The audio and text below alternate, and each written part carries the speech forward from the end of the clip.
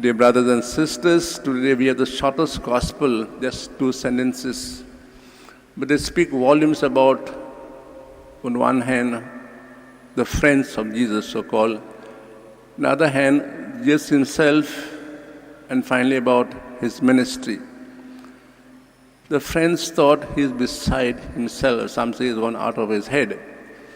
Why did the people, so-called his friends, think so? Because he said there were crowds crowding him, and he was whole time preaching and working miracles, and no time to eat. That's the purpose Jesus came in the world, to be at the disposal of people, to be available to all who required him. Time, meals, or whatever you call it, did not matter him. What mattered to him was be availability to all. And what did he teach? Something unusual. He did not go against the law of Moses, definitely not. But he went beyond it. In the sense of he taught a doctrine that went beyond their so-called heads, their imagination. He taught about love. Love not just the neighbor. Love those who hate you, who persecute you, who are waiting to kill you, who spread all false rumors about you. He said, love them, pray for them. That was against so-called, they could not accept it.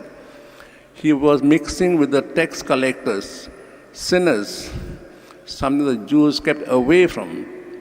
He was mixing also with the lepers, and they said leprosy is a dreadful disease, and people kept them away from society. This was something the people, so-called his friends, could not accept it. So they said he's out of his head.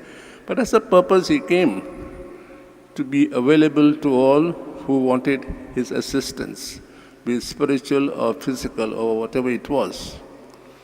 And therefore he said he's out of his head.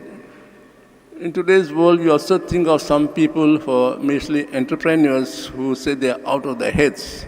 Youngsters who have dreams, who want to be this and that in the world, and the so-called and their own parents say, well, I think they're out of their head. They're trying to dream or do something which is impossible.